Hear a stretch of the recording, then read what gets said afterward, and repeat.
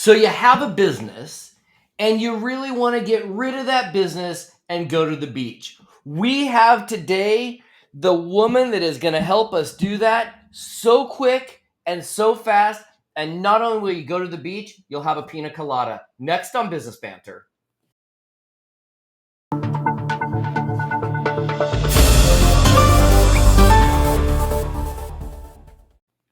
I want a pina colada. Caren, pina colada, we'll double fist it with what we're going to talk about today with with cocktails at the beach. Because today, Caren, I know you know our special guest here in Business Banter. One of the things that we love to do is really have conversations of helping business owners kind of get to the beach. And when I say to the beach, we know that means retirement. And I can't think of anybody else better than Laurel Mintz to come on and talk about scaling and marketing your business to the point where you can actually exit. And she sits on both sides of this. She helps you grow the business, but then also helps you exit the business. She raises capital with Fabric VC. I'm like buzzing, and I've only had like 4 cups of coffee today. So let's bring her in then. Let's bring her in. She's in. I'm in. Cheers. Oh my gosh. Cheers, everyone. Welcome to Business Banter, Laurel. Oh my God, you're such a good hype man. And I've only had 1 cup of coffee. I feel like I need to catch up. I know. Actually, I'm just going to start with tequila now that we're talking cocktails. I was going to say, I follow you on TikTok. I have been to your house for drinks. Laurel introduced me to a cocktail that I've never even heard of. I don't know. It looks like a pear, but I don't even know what it is. It was the lychee martini. A lychee martini. Casey was like, I don't drink. I was like, watch me make something that you will drink. It's fruity, right? It's fruity, but you know what else it did? It really started opening up the conversation about growing, scaling, and exiting business, which is why we're here. Right. That's what we're talking about today. Marketing, fundraising, how to do it. All the things. Yeah. It's funny that you guys mentioned those things as well, because I literally just decided with my husband that we're buying property next year in Cabo, and we're going to start building on the beach. So we're in process of this very conversation. I love my invite in. Put my invite in. We'll do a little Business Banter house on property. Love it. There you go. It'll be its ADU. We'll have a little recording. A little cabana. And it's actually funny because I'm in discussions to do that, ironically, both in Switzerland and Liechtenstein right now, which is kind of crazy. So, listen. So the topic of the day today is really, and Laurel, the reason I wanted you on here and Caren wanted on here is obviously we've known Laurel for a long time. She's been a friend of both Caren and I's for, I have to say decades, because it's been not that long. No, it hasn't been that long. We were all on here before in our pre-production meeting. We're all like, where's the filter? Like, we need filters to make us look younger. But, here's the thing. Laurel runs Elevate My Brand. She has helped hundreds of consumer products go from basically kind of pre-startup to exiting. And one of the things that she's taken on, as she is the creator of the Fabric VC Fund, where she's going out and raising capital, help some of these companies exit and grow, and on the investor side. So we've got a whole lot of different angles that we can take in this. But at the end of the day, Laurel, look, I'll start this off. We've got a lot of business owners that are sitting somewhere. Most of our business owners here are doing a couple $1,000,000 in revenue probably. And they're like, how do I get to the level where I can actually engage in a conversation about exiting? And I know for both Caren and I, we talk a lot about this of starting with the end in mind and working backwards. I just kind of want to get your top line, what do you see in the marketplace currently? And then, we'll take it wherever we go. Yeah, it's a great question. I think what we're seeing from a market perspective is that M&A activity is starting to pick up again finally. The last year and a half was super slow. It's still slower than what has been historically happening quarter over quarter, year over year. But we are seeing lots of small companies being bought up by the bigger fish. So it really doesn't matter what stage of the age your company's in. If you're doing a couple million, if you're doing I would say 5 million EBITDA, you're in a really strong position to either sell your company currently or have your own M&A activity and purchase other companies so that you can get to a bigger scale and then have an even bigger exit. So we're seeing a lot of activity happening right now. I think it's important to note that pretty much any company, if you're doing a couple million, you're already in a strong place. You could sell today probably. You know, I'm always interested in the word exit strategy, Mm. and I'm always curious because when I talk to business owners, when I say, "So, how are you going to get out of this?" You know, what's going, and they look at me like, "Well, what do you mean? How am I going to get out of it? I'm just starting." Yeah, it's a lifestyle business for them. They have Right, no right, and perspective so on that. Yeah. do you think that's more common than not? I mean, I think that I get maybe it's the people I work with. I don't know, but they look at me like I'm literally speaking Greek. Mm. Yeah, I think it's generational a little bit. I think that historically, and even like I'm an elder millennial, or an ancient millennial, as the kids say, I guess. And when I started my business, I didn't start it with an exit theory in mind. I was just like, this is something I'm good at. I'm starting to make money doing this, and let's just see where this takes us. Right. But now that I have the second company, I have to be super intentional and now I have a partner, and we want to retire early and go live on the beach, like Casey was saying. We have to be more strategic about what our planning model looks like. So for me, for example, when we launched Fabric, we did an ESOP, which is an employee stock option plan. Now my team on that side is going to start to own, or now starts to own, part of the agency, which means we can back away eventually and really focus on the fund and eventually exit that as well. So we're pretty intentional about it. I would say from a generational standpoint, not so much, but the more companies that we talk to on the funding side that have recently launched or kind of nascent in their growth phase, they always think about it because that's their goal, right? If they're going out for funding and they think that they're the right kind of company to raise, they have to have an exit strategy, whether that is an M&A activity or whether it's an IPO. Right. Well, and it's really interesting because what I'm watching is the businesses that don't have an exit strategy or don't really care and know how to answer that question. For me, anyways, my experience is those owners fall a little bit more into the hobbyist category. Right. And when they mature as business owners and when those businesses mature and they're getting up into the $1 million range, even if it's a million in revenue, now it's like, okay, well, a million in revenue. Well, now we've got a whole different set of problems. And one of those problems is, well, what am I going to do that I've created this big growth engine or whatever?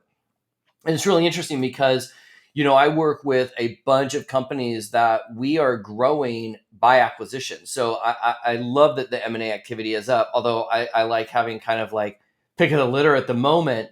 But I think one of the things that a lot of companies don't recognize is that if you're going to sell to a fund or if you're going to sell to PE or if you're going to sell to, private investor, one of the fastest and kind of easiest ways to do is grow by acquisition, whether you're acquiring a team, acquiring a product line, acquiring another company that there's some huge overlap that you can kind of thin it out and make a skinnier organization. Is that how you're seeing kind of a lot of these companies, Laurel, or are a lot of companies trying to grow by coming through your agency? And by the way, Elevate My Brand is like one of the top notch agencies in the consumer brand category. And what I love about how you set this fund up is that the fund and the people that you raise for are going through your proven track record. So you have almost an unfair advantage of understanding kind of the metrics and how they're going to go through that from the get-go. Yeah. Yeah. Yeah. And that was the intention. And honestly, you know this story, Casey, but if someone had told me I was going to raise a fund 2 years ago, I would have told them they were fucking crazy. Can I curse on this, by the way? I just did. So I guess I am. Sure. So when I started my career, I was a corporate M&A attorney. So I also have that kind of unique perspective. And then the agency, as you said, Casey, we've launched over 300 companies. Over 200 of them were diverse-led and 40% had raised capital. So we really kept seeing this startup raise exit model. And then because of that legal background, a lot of the private equity and venture firms had been coming to us for years to market them. And it just took one of those GPs the opportunity to take me aside and say, Laurel, you need to go raise a venture fund. And I honestly was like, very flattered. No, thank you. I'm running a great business. I don't need a second child or headache.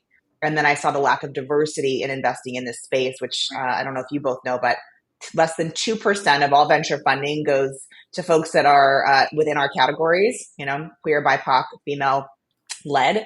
And yet when we do receive funding, we return on average at a 25% higher return rate. So Where's I the saw disconnect? Where is the disconnect? That the makes no disconnect. sense. I've Yeah. heard those numbers too. It makes no It, sense. It makes no sense until you think about the powers that be being pale, male, and stale, right? Like they have no reason to give us access. And that's, you I, never heard me I, say that before, Casey? I say that that all is, the time. that is, I can already see the thumbnail for the video of this We're show. going to call the show Pale, Male, Stale. The opposite of pale, male, and stale. Yeah. They've been in power for since the beginning of time. I mean, women didn't even have credit cards or were able to buy a house or own a business or do anything. That's only recent in the last half a century, which is Right. fucking crazy to think about. Yeah. So I think it's a generational shift that's happening. I think we're early on that timeline. And what we're seeing is in the next 10 years, there's going to be this huge wealth shift, which I'm sure you both have heard of, and women are going to be in charge of a majority of the wealth in this country. So we're a little early, but hopefully we are at the forefront of change. And that totally didn't answer your question at all. I forget what the original question was, Well, no, Casey. I think the interesting thing about the shifting, the wealth transferring kind of into the hands of women, I see that in a very a very, what I would say, unlikely place that I would have never predicted even 5 years ago, and that's just in the cryptocurrency markets. Like Mm. I mean, you both know I'm deep in the crypto markets, and I'm seeing more and more women come in and play the game. More and more women are becoming influencers in terms of understanding how the technology and the market and and capital works. Mm-hmm. And I think, and I don't know this to be the case, but it seems to me that with crypto, the reason it's attracting a lot of women into the space is because it's something that they can learn outside of the standard ways that guys get introduced, financing degrees and all of that. It allows them to really understand.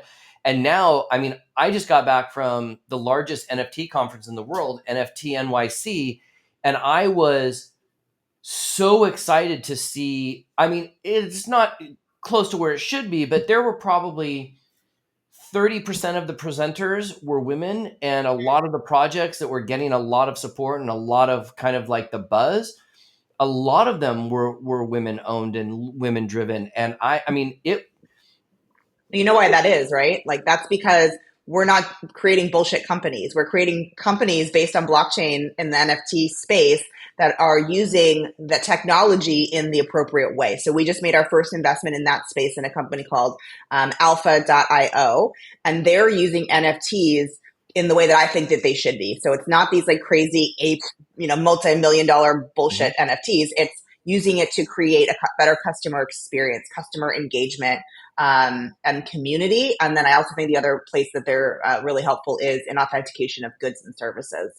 So I think that those two spaces are where NFT land should be landing. And I think that's why more women are getting involved, because they're like, oh, this was like an outlier. People got really excited. It was the shiny new toy in the room. Yep. But I think women understand the technology, to your point, Casey. They understand blockchain. They understand NFTs. They understand cryptocurrency, because they can do it outside of feeling uncomfortable in a man's world.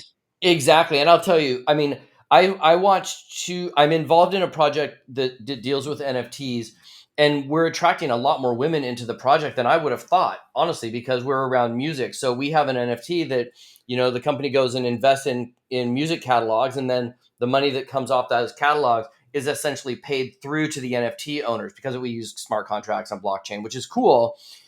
But at NFT NYC, I will never forget. I've told this conversation. This is probably like the third show I've brought this exact example up, because it is so powerful. So I'm standing outside. Gal got off stage, and she's an artist, right? And when I say an artist, she's not a starving artist. I left the word starving out because she's understanding how to create a business She's a around creating monetizing art. artist. Yeah, she's that's a good one, monetizing artist. And so she had these hats. And so I said to her, I was like, I want one of the hats, because the hat was really cool. And she goes, well, great, it's an NFT. So you have to like bump your phone against the NFT chip, download the NFT before I can give you the hat. And I was like, okay. So she took my phone and she like did it really quick. And I was standing right next to another friend of mine, another amazing woman in the blockchain space. And she was standing right next to me. She was like, oh, cool, I want one too. Here's what was so cool about the experience. I was like just some lunkhead dude. I was like, I just want the hat. So she bumps this thing. It asked me for my name and my email address, and I click send, and I'm like, okay, I don't know really what happened. I just was able to put the hat on and walk away with the hat, and I was like, this is awesome. And I made the comment to her, I'm like, what a genius way to get me on your email list. That Hmm. was my comment. My friend that I was standing next to, within 30 seconds, she's like spinning the NFT around and showing me all this stuff, and it had all this backstory to it, and all of a sudden I'm like, where's a hat? She goes, oh, I threw the hat in my bag. In that moment, I really understood the power of what just occurred, because it was the first time I've seen somebody go old school like me, which is I just want the hat, and new school being able to play with the digitization, and you could take the hat and wear it like in a metaverse, like on a concert. And that, Right. the technology is coming so fast, and Yeah. these adoption events, if we don't pay attention, we're going to get really left behind. And one of the things what I love about what you're doing is you're introducing that kind of technology throughout the projects.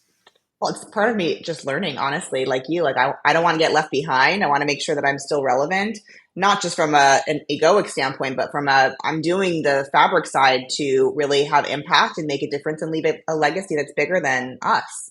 So in order to do that, I've got to understand what's important from a market perspective.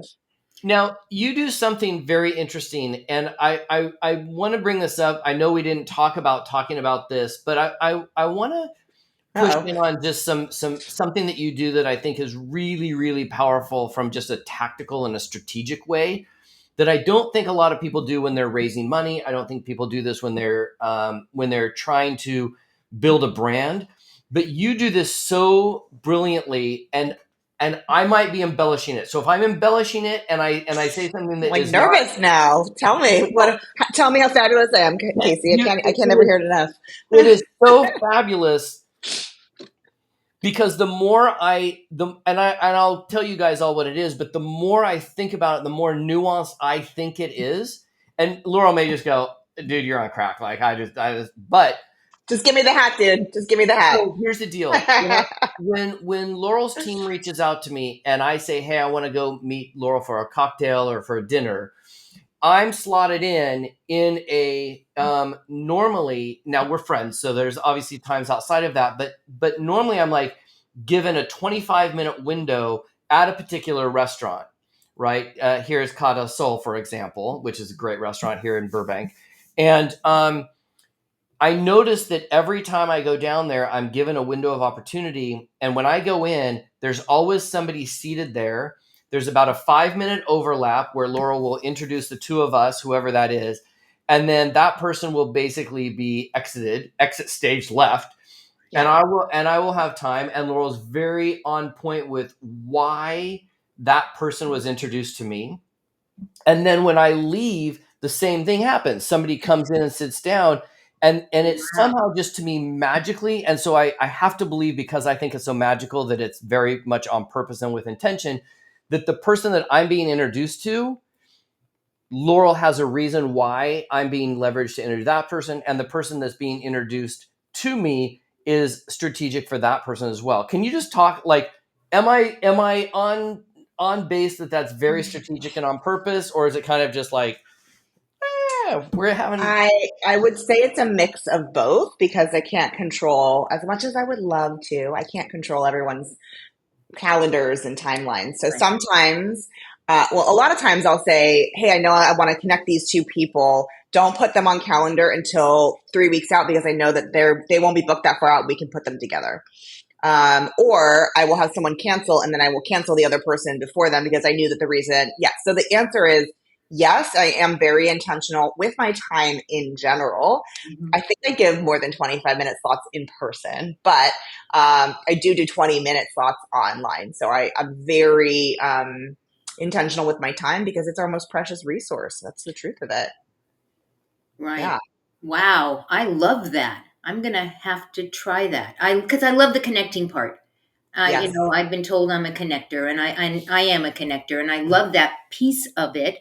And I was going to say, but how do you know who's going to be asking them? So you answered that question very easily. So you literally schedule them out so that you can batch your drinks? Is that's what it I sounds? batch everything. I batch my content. I batch my cocktails. I even have I host a brunch here on Sundays, most Sundays, and I collect really interesting people. And so before they get invited to private time with me, they get invited to public with a bunch of people. Wow. And yeah, I'm very intentional about my time. So, so Laurel, given that, are you? Let me see. How do I want to ask this? Am I exhausted? Yes. Yes, I'm always No, exhausted. I'm kidding. I'm kidding. I know you're exhausted, but before before when Elevate My Brand was in the beginning stages of the growth, and before Fabric came on board, and before you kind of went into a completely new stratosphere, were you as intentional, or has that intentionality kind of grown and matured with you as a businesswoman? A fair question. And I would say definitely the latter, because in the beginning, I didn't even really know what I was doing. I was just kind of faking it till I made it. And so I was like, anyone who will talk to me, I will talk to. And then as you get older and grumpier, and more callous with your time, I would say, Right. I mean, again, your time is so, so precious. And so now I know, like, I don't need to talk to X, Y, and Z service provider. I've got that slotted, unless they would be a good introduction to another party for the fund or for the agency. So it's not a 100% solid rule, and it doesn't work perfectly every time, because there's just, there's no way to do that. But I really have to give credit to Amanda. My EA is magical, and she knows exactly who I want to be with and who I don't want to be with. She knows how to put me all around the city. So it's definitely evolved as I've gotten older and more intentional on both sides. Like, I used to never ask for the sale either. And now I'm like, are we doing this or what? Like, you're Right. either coming into the fund or you're not. You're either a client or you're not. Otherwise, don't waste my fucking time. I'm sorry. And Yeah. I'm sure, Casey, you would just say that you know exactly what's going to happen when you are lucky enough, and I'm going to say it that way, to get that time with Laurel. She's going to introduce you to somebody. You're going to have this really great conversation that's really directed and very specific, and then she's going to introduce you to somebody else as you're going. I love the idea Yeah. that, first of all, I like the structure of it. I like knowing what I'm getting into. I like knowing that you already have that experience, Laurel, and you do this really, really well. So I already have that idea that when I come and talk to you, I'm going to get some really, really good connections and really good, maybe the next step in my relationship with you. I Yeah. think that's brilliant. Well, Just like you, Caren, that's my gift, is connecting right, humans, right? And that's I think if you have that as a core gift, you have to use it not just for yourself, but for others. Like, I really believe in paying it forward. I just had a conversation with a woman who will probably never be a client and who probably never raised money from us, but she asked for help, and I, of course, gave time. So I also want to just point that out, that, like, I'm not so callous with my time. Like, I certainly do want to make sure that people don't feel like, Well, I unless think it's it's 100% in, that they're 100% out. no, but let's. I'll just frame it differently, just because we're friends. It's you do have to have, all of us have to have, as we get busier and involved in more and more projects, there does have to be a floor or a filtration that allows for some of the folks that may not be a good fit to not take a slot of somebody who might be a good fit. I mean, I just have this example literally today. A guy has found me on LinkedIn. He sent me a bunch of messages. He sent me a phone call. He's called my house. He's called, not my house. He's called my cell phone. He's left messages for me on my cell phone. I tell people what my calendar link is like an idiot. And, he went and booked a call. And I'm literally like, oh my gosh, like, I have no interest in this guy's service right now. So now, which brings me back a little bit, because I want to definitely talk about assistance and Amanda. I'm literally like on with Lloyd going, get me out of this call. Like and so a couple of things with this is that we all give back. I mean, that's part of being a person of, of the business world. A lot of what we do is give back, where it may or may not do that. You brought up your EA, your executive assistant, Amanda. I have Lloyd. How has your relationship with Amanda, in terms of what she's able to do to contribute to your using the best use of your time, Has that evolved over time, or when she came on board, was it like out of the gate? I find that for me, there's a complete, Evolution. really learning process and Yeah, an for sure. evolution in it. For sure. Well, again, back to intentionality. When I meet someone, and you know, Casey, I do this all the time. When I meet someone that I think that I can provide value to them or they can be a good partner, client, investor, whatever, I do this thing called orbiting each other's universe, where I will literally put our next meeting on in the former meeting, which means that we don't ever lose touch. And it also takes a little bit of the pressure off Amanda because she's got plenty on her plate. So that's kind of like on everyone who's already in the universe. We get so much new inbound every day, and I speak on at conferences literally every week, so like the volume is vast. So she has a CRM that she uses to track and schedule follow-ups and notify her and all that, and she would lose her mind if she didn't have that. Then what she does for me, which is another hot tip, so orbiting each other's universe is hot tip number one. Hot tip number two is have your EA, or even do this yourself if you don't have an EA, put all of the names of everyone that's on your calendar for the week in a Google Doc, and then go in, or your CRM. I don't go into the back end of our CRM because I just fuck it up. And she's like, please don't touch anything. So she pulls out everyone who I'm meeting that week. And then after every call, I go in and I say, no follow-up necessary here, or send LP docs, or let's get them on a call with the team to talk about discovery, or Yeah, that's whatever great. that needs to look like for follow-up. And then she has her orders. And it's really like amazing, beautiful, synergistic relationship. And it was her idea. I love that. I use something called Notion. I don't know if you're Mm-hmm. familiar. I like to say it's Trello on steroids. Mm-hmm. And I do all my follow up. Now I am my own little industry here, so it's me, myself, and I. But when I talk to Well, somebody, it's you, and Caren. I don't want to sell yourself short in anything. What we are paying a human being to do, you have technology that probably can not run circles around either Amanda or Lloyd, but a lot of assistants don't have the same skill set of the technology that you've been able to batch together and use to your advantage. that is probably true.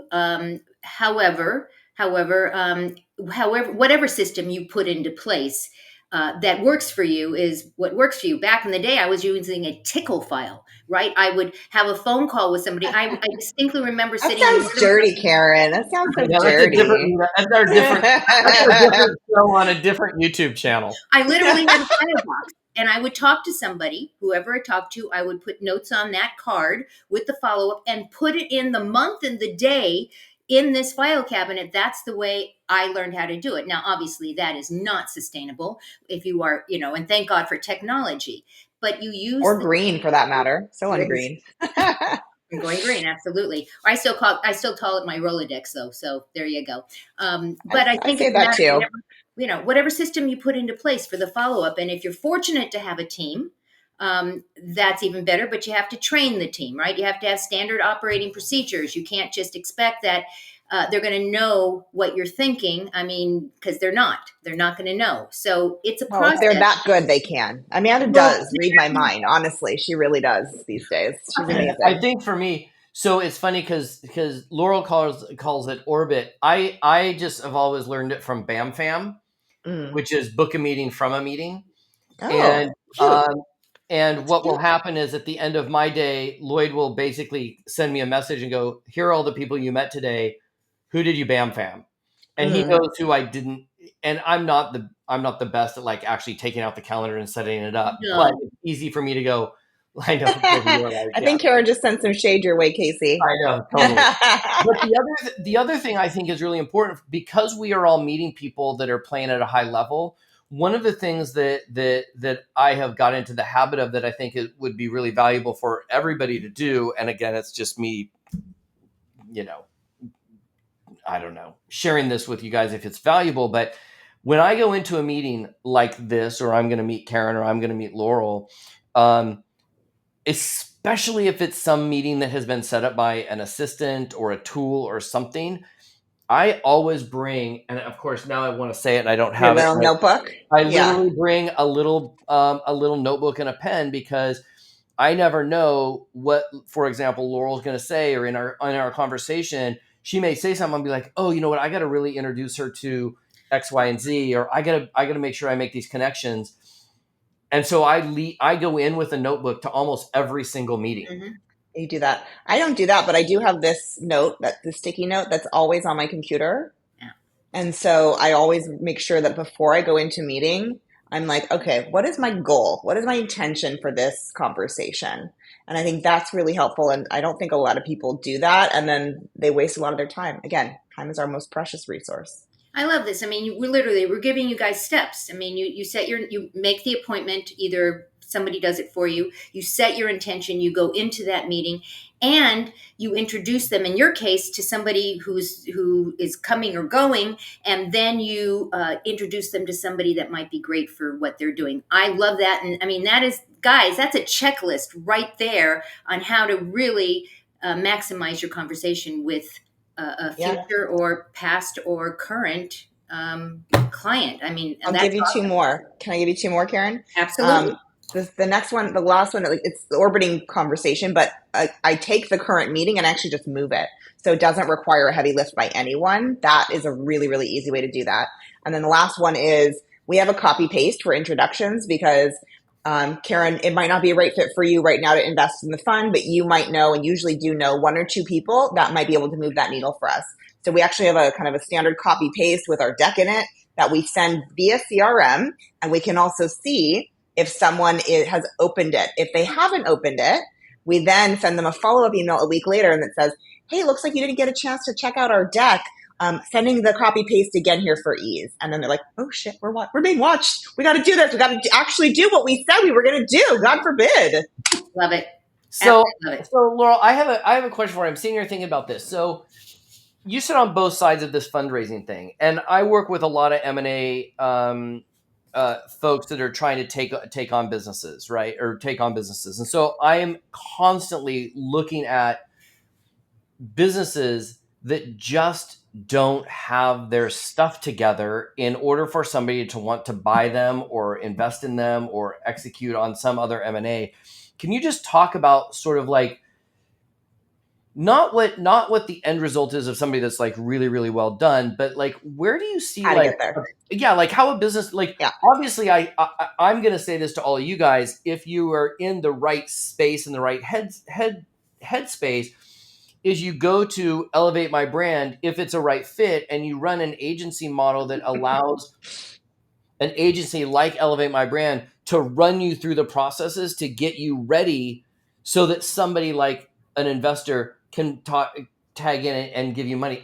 Like, just talk to me for a couple of minutes about like, where do you see people that, or what can people do like today that like sets them up to be more investable? Yeah, it's a That great was a question. lot of words. I'm sorry. I got Yeah. there. It took me a How to while. get to the check. How to get to the check. I get it. Well, I will tell you that a lot of companies come to us for that very reason, obviously. And they came to us very early days on the agency before I ever had a fund, because they didn't know what they didn't know, but they knew that they needed to hire an expert and work with a team to get them to a more polished place for the sole reason of a better valuation, right? They knew that if they had their marketing shit together and if they could kind of compete with their direct and aspirational competitors in their direct space, that they would then be able to ask for more money on for whatever that M&A activity is, or for the fundraise. So I would say that you've got to start with understanding your brand holistically.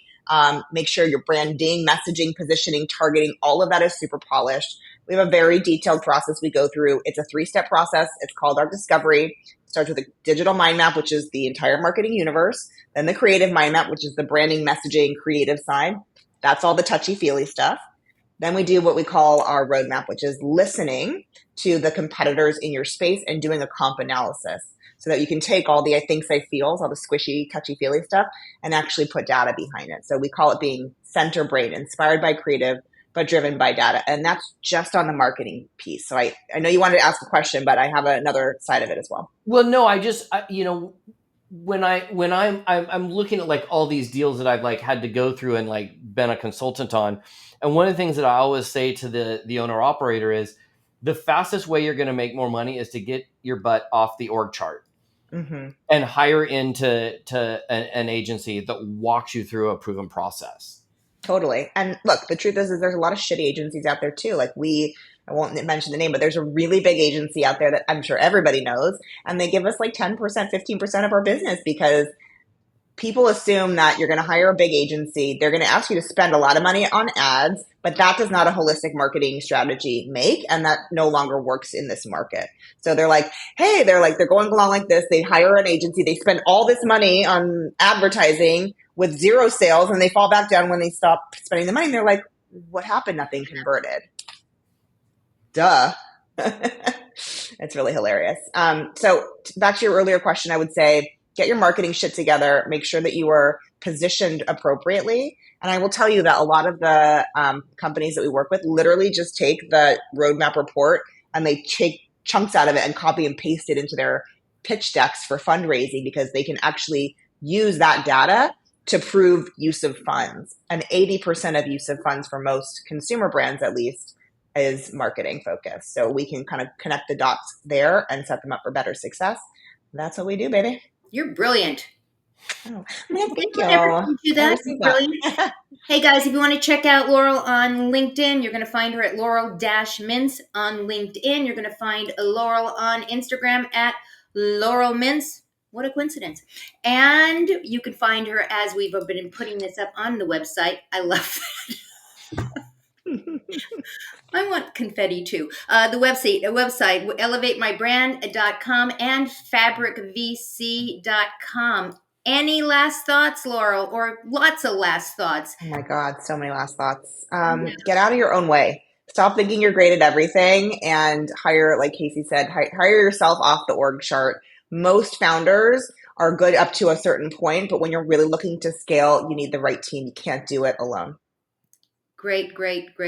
If for those of you who want some extra business help, go check out Expand the Business Community on Facebook. Yes, go get your phone, scan the QR code, or click on the link that you're going to see in the comments.